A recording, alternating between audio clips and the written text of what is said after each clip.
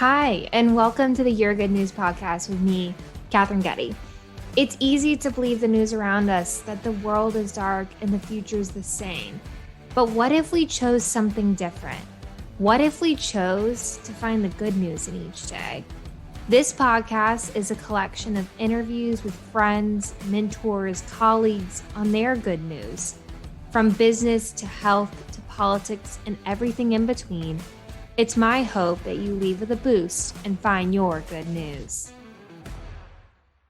Welcome back to another episode of the Your Good News podcast. To say I am honored to have had on my next guest is probably an understatement. I first met today's guest, Katie Martin, in 2016 when we both worked at a national party committee together. Katie served in a senior leadership role and was the epitome of a leader. She sought to build bridges in a rather contentious time, and I am grateful to have learned from her. In this episode, we have a funny conversation on finding purpose with others at work and in a tough environment, how to find your people. I believe there are a lot of lessons for us all to hear in this episode, and without further ado, my interview with Katie. All right, welcome back to another episode of the Your Good News podcast.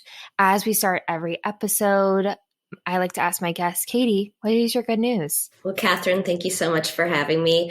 My good news in 2021, I actually took the time for myself. I think in this crazy game of politics that we all work in, the days can get long, they can get busy, and you find yourself, 3 cycles later and you haven't come up for air. So I've really made a promise to myself this year, and I'm going to keep that promise going into 2022, that I'll take, even if it's 15 minutes, 45 minutes, whatever I can squeeze into a day to, walk to Starbucks, maybe do an extra block, go to the gym, just make sure that I'm giving myself a little time every day. Which I think is like you said, maybe in politics or not, taking time for ourselves is the hardest thing to do. I am the worst at it. I'm I'll give all my time to other people and then feel like I have nothing left. And I'm oh, that's why you feel like shit. Yeah, but if you make it a priority every day, and listen, I talk to reporters all day, or I'm on the phone with candidates doing media trainings, whatever. Sometimes I find myself it's 7:30 at night and I don't have anything left to say. And so just making sure that I give myself a little recharge time has been really important and has actually been beneficial to my work. Yeah. I think if you're pouring from a full cup, it's a better work product than there's nothing in the cup. There's nothing going to come out that's good. Exactly. That's my wisdom for today, guys. In the pre-show prep, I got to share your amazing background, but I didn't get to share our connection point. So other guests that I've had on, we met at a national party committee during the 2016 trigger warning election, during a time that felt sometimes pretty toxic, and sometimes pretty pressure cookery. That's not a word, but we're going to go with it. I just always appreciated how you spoke your truth in such an honest and with strength and with grace to other people. You brought people along with your message. And I think that that's really unique. And so I'd love to talk a little bit more about your experience at working in politics. Yeah, so 2016 was an interesting election. And I think anyone that claims that they knew what was going to happen, they're wrong. But no, that was a very trying cycle, Justin. We had a good target. That was Hillary Clinton. We had this big majority in the House. We had all worked together for so many years that it was like going to work with your best friends and also your family. So it was this weird environment of it was crazy, and every day was so different. The news cycle was impossible to keep up with, which at the time we didn't know that was going to be the new normal. So it was just it was an interesting cycle. But I think when it comes to speaking your truth in the workplace, especially as younger women, we have to make sure that we are taking a seat at the table and that we let our opinions be known, because a lot of times no one's going to ask. Yeah. And I think it kind of, in a weird way, goes back to the taking time for ourselves, because I think so often, especially in the workplace, it's easy to acquiesce to everyone else or to everyone else's opinions and not really stay firm. So I think how you treat yourself bleeds over into how kind of work shows up. And I think that especially I would imagine in communications, when your job is communicating on a daily basis, it's got to be hard to try to process, okay, where am I at and how do I message this in the next for the next day? Because I felt like the news cycle was changing like in a day. Completely. And the one interesting thing about 2016, in 2014, I remember going at it on Twitter with our counterparts over at the Democratic Committee. And then after that election, we won. But after that election, I went out and had a couple drinks with two of the regionals on the Dem side, and they became good friends. 2016 had a different feel where Twitter was so toxic. It was just this weird environment that you would leave work and it was just like, wow, people were so mean to me all day just because of the presidential ticket. And it just, everyone kind of lost their mind in that moment. I think it was just like you became like, I can't even imagine like, I was obviously more on the fundraising side. So like I would have donors screaming at me about things I couldn't control, but like have to be like the face of what's happening, like that had to be really like personally challenging, but professionally you probably grew so much. 100%. It was, and I say this all the time, if you've not done communications press work in the era that is President Trump, you've not lived. You are basically a dinosaur in this business now, just because the way that Twitter was working, the way we're interacting with each other, just from campaign to campaign or even reporters, it was such an interesting change in dynamic that it was such a learning experience and such a process of growth for me that while it was crazy and hectic in the time, I definitely think it made on a comms front. I know you guys were killing yourselves in finance that cycle. It just made us all tougher and better. Oh, 100%. And I think the 2016 election, just even talking about it, I'm like, oh shit, that was intense. But I feel like, let's like set the foundation. We've talked about our connection point. I think in a world where, and especially in the last 19 months where it feels like sometimes the days are tougher and tougher. And I can only imagine like it has continued for comms as well. Like I'd love to delve into kind of your career experience and lessons learned or lessons shared with you that you're like, oh, that makes a lot of sense. So however you want to take that, you can take it however you want. Yeah, so I got lucky in the weird sense that when I graduated from college, the economy was terrible, and so I couldn't find a job. So I literally was doing every random job. I was at a daycare, which was not my most favorite experience. Loved the kids, but it was screaming kids all day. Is a for lot. The children. For the children. Yes. Shout outs to moms. But yeah, it was this, I couldn't find any work, so I decided to volunteer for this campaign. It was a local sheriff in Oakland County, Sheriff Mike Bouchard, who's the best. But he ended up the next cycle running for governor, got a job as press secretary on his campaign. But the one biggest lesson I learned that has carried me through my entire career, there was a TV vendor, Dan Allen, who was doing our race. And he took so much time to teach me how to do the job and to make sure that I was not only prepared, but that I knew what the job was supposed to be and I could get it done right. And I was super young. I'm sure I made him want to scream most days, but I did appreciate so much that he, I can't even imagine how much, he had other things to do at the time, but the fact that he would spend that much time with me to make sure that I was learning and I knew how to do the job. It's something that I've always tried to do in my career with younger operatives because it really makes the next group better. Dan made me better. And I just think like that's something that we can't forget as our schedules get busy. Like we always have to make sure to like think about the others that are around us and what we can add to that.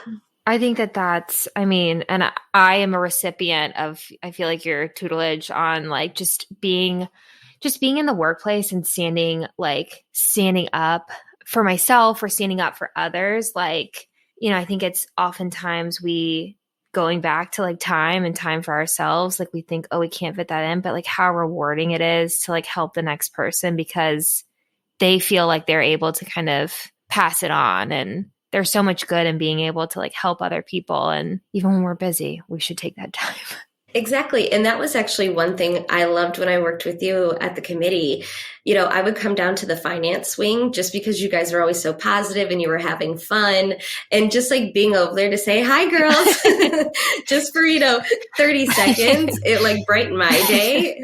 We were probably like And it's talking those like little things. we were probably talking about Kim Kardashian or something between like being yelled at by a donor or a member of Congress. Like it was like, hey, are you getting Well, yelled at today? here's a little Kim K, brighten up the day. Right. That was like Pete Kim K and Kanye. Rest in peace for that relationship. Yeah. That was sad. Pour one out. Besides having mentors along the way, are there experiences that you feel like really helped kind of guide you, like knowing that press was where you wanted to be, or was it candidates along the way, or what kind of helped, in a time where I've said it before, it's tough, and I can imagine it's really tough to be in comms. Like, what kind of kept you moving along? Yeah, I think it's one of those, this is probably going to tell more about my personality than I probably wanted to give away, but it is tough. Candidates will scream at you. Reporters are going to scream at you if you forgot to get back to them, or God forbid, you gave someone else an exclusive and they, are upset about it. The news is tough to watch all day. It's just full on negative. I love to win so much that like waking up every single day, I'm just like, I cannot wait till election day. I cannot wait to beat somebody and be better than someone. And it's like, that drives me. So maybe that makes me sound like a crazy person, but no, I feel like in politics, there is all the people I've met. And I feel like everyone's got it in them a little bit, is like, there's that desire to like put their person forward or put that message forward because they think it's better than someone else and they just want to prove it to someone else. I mean, I think that maybe that says more about our society than we really want to talk about, because I feel like sometimes I'm like, can't we just be nicer to each other? Like, just like a little bit. I don't know. Totally. Yeah. But I think that goes to the balance of the 2014 election. We would fight constantly, me and my counterparts, but then end of the day, we were able to go to Cap Lounge and have a beer and yuck it up and everything was fine. So I'm hoping we can get back to that. I think it's a pendulum too. And I think it's like, maybe in politics or not, like there's pendulum swings in society. And like right now I think everyone's just on edge, and the pandemic has not helped people be less on edge. They're just real tuned up. Yeah. Another just kind of topic I'd love to go down is you've referenced a couple times that you've built relationships with people on the other side of the aisle. How do you seek to like build that kind of, is it because you both know you're going through kind of similar things, or how have you built those relationships and kept them going when times you're like, I want to pull my hair out because of you?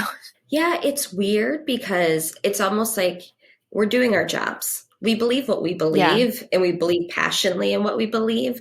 But end of the day, it's our jobs. And I don't take it personally when, a friend from across the aisle is really giving me the business because of something I've said or something I support. And it's the same of, I hope to not do that to them, or hope they don't take it personally either. Like, we all have moments. But it's just like, everyone's a human being. Like, be normal. I guess we forget to do that in this town. Just be normal. I think everyone in the U.S. has forgotten how to be normal. I'm from Florida. I know they forgot how to be normal. Mm-hmm. Sorry, Floridians. We do it to ourselves. We really do it to ourselves. Just self-inflicted wounds of Florida, man. I'm really punchy today. I'm really just letting it rip. So we've talked about finding people and building relationships. I think one of the most important things I found as I've gotten older, and especially in DC, but I think everywhere, is finding your people. And finding those people that will sit with you in the hard and cheer with you in the good. How have you kind of found those people, and what has it taught you about yourself and how you show up for others? So I think we got very lucky at the party committee that cycle where everyone was together, and it was a very special experience. But I also think there's a common bond in DC where most folks are not from here. Their family isn't around. So you're almost picking your family here. And it's the people that, you laugh, you cry with, you go out and act a fool with, whatever it is.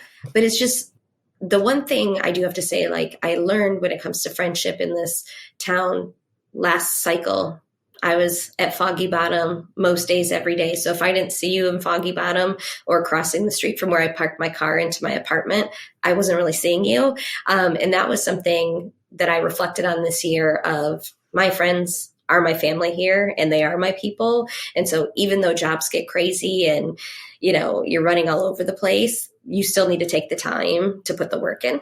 Yeah. You know, it's finding the balance of like showing up even when it's hard or you're tired or, but also like trying to like realize that like those people are the people that like, or it's going to recharge you, like being around those people. Like, Right. I mean, to your point, I think when you find people that really just like get you, like it's pretty special. And I think everyone has an experience where they're like, okay, I really totally know that these people have my back. And I hope people like appreciate that and like actually hear that message of like, yeah, it's great to like have your people and like you should show up for them and they will show up for you. And it's awesome. I could not agree more. It sounds cheesy. It sounds cheesy. Really cheesy today. Have you been watching a lot of Lifetime Christmas movies? You know, I'm going to be honest. I'm not a big Lifetime Christmas movie person. Like, I don't know if that like it probably is shocking to everyone that's listening to this because, you know, I'm a sensitive Sally, but I can't get on board. I'm here for the not being a part of the Lifetime Christmas craze.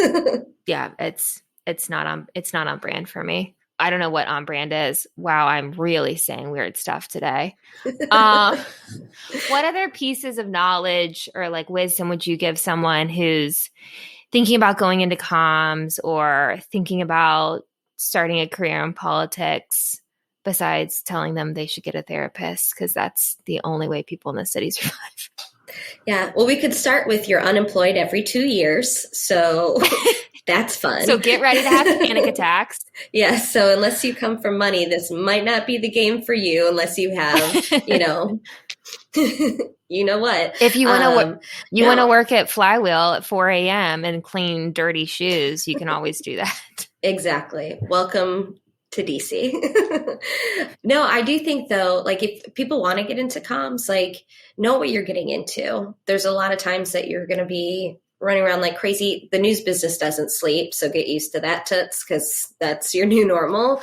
But also, it's, you know, being comfortable with if it's a company you work for or a candidate that you work for with what they stand for, because if you don't believe in it, it's not going to come out authentic. Mm. And I think that that's when you lose credibility with reporters. Yeah. Well, I think that so oftentimes, and you can like smell it on people when they don't believe in something in this town. And I think that that goes for if you're in politics or if you're, you know, wherever you may be trying to, you know, sell something or tell someone that you believe something and they're like, no, you really don't. Shouldn't. Right. Don't get on board with that. Also, if you're going to get in politics and come to DC, come join us. But please, for the love, do not go to happy hours and or events and say the first thing, what do you do? Oh. And it's like that. Oh, wow. Floors me every time. That is a pet peeve. So I'm, you know, just going to give some inside baseball to DC. When you move to DC, you'll know who the newbies are because they'll ask 2 questions. Where do you work at? And where do you live? And like, I remember moving to DC and being like, why do you want to know where I live? Like stranger danger. Like, I think that that's weird. I still think it's weird, but also the where you work is like you just want to know if you can use and abuse the situation. Like there's no, I don't know. I think it's just so grimy. It's a major red flag, and I immediately don't want to talk to the person anymore. So if we could just break this bad habit of it doesn't matter if I work for the Queen of Sheba or, you know, I'm working at the restaurant down the street, doesn't change the value of who I am. So just stop. That literally question irks me to no end. No end. No end. And I think it's like a bad habit that DC can't quit. So I don't know if this is happening for other people listening to this outside the DC area. In 2022, we'll make time for ourselves and we'll stop asking people what they do for a living. If they share it, cool. I now make a game out of it though. I'll be like, how long can I not tell you where I work? Especially given this year. I'm like, I don't want to tell you where I work. Anything else to bring this puppy home? I mean, I feel like from making time for ourselves to always taking a seat at the table, even when it's probably scary or hard, to taking the time for others, especially those that are new in their careers, and getting to pick your family and how freaking cool that is. I mean, Katie, you're just dropping nugget bombs of wisdom. Anything else you want to share? Have fun. Life is too short not to be like the cliche book. I feel like I'm a eat, pray, love, or like the live, laugh, love sign right now. But like, have fun. This is literally like our time. Go out, crush it. I don't know. I just feel like, especially in the industry that we're in politics, it's just such a wild place. So like, make the best of it. Have fun. You can't do this for forever, or you shouldn't at least. But just have a good time and rock it up. Make some noise. I feel like maybe you have been watching some Lifetime movies and that's where that knowledge came from. Just kidding. I can confirm a lot of Housewives because Andy Cohen is killing it right now. It's everything. It's everything. Well, besides Andy Cohen, I just need to praise you. You are awesome. I'm so grateful for just being you, and thank you for joining today. And I'm so excited to see what you do next. Thanks, Katherine. Thank you for having me. That was so much fun. I was probably a little loopy, but I think it was a really heartfelt conversation. I am, like I said at the outset, so grateful to have learned from Katie. She has so much wisdom to offer, and so much good was shared. If you liked, please subscribe, leave a review. Share with someone you know. These seemingly little actions can really help this little engine grow. And also, please reach out to me. I'm on Instagram at Katherine Getty. I'd love to hear your feedback. And I always share more about myself and this podcast there. And tune in next week for another episode of the Your Good News podcast.